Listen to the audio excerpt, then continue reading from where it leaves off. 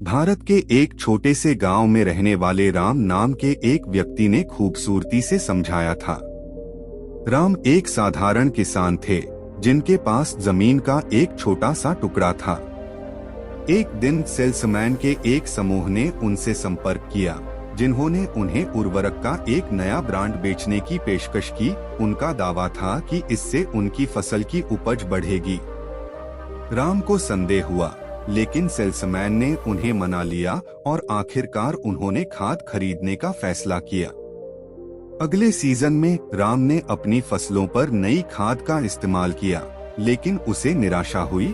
उसकी पैदावार उतनी अच्छी नहीं हुई जितनी उसने उम्मीद की थी।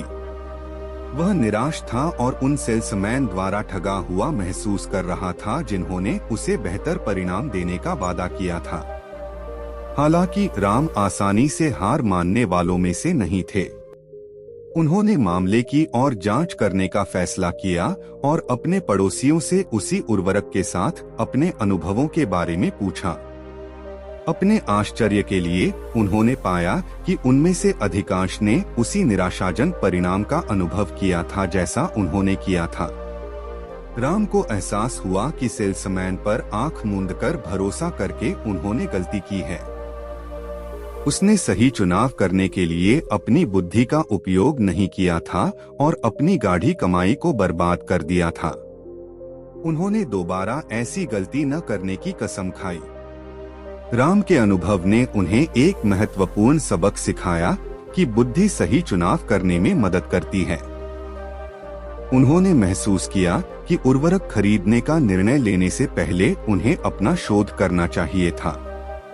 उसे खरीदारी करने से पहले सवाल पूछना चाहिए, समीक्षाएं पढ़नी चाहिए और अपने साथियों से सलाह लेनी चाहिए। इससे उसे एक सूचित निर्णय लेने में मदद मिली होगी और उसने जो गलती की थी उससे बचने में मदद मिलेगी।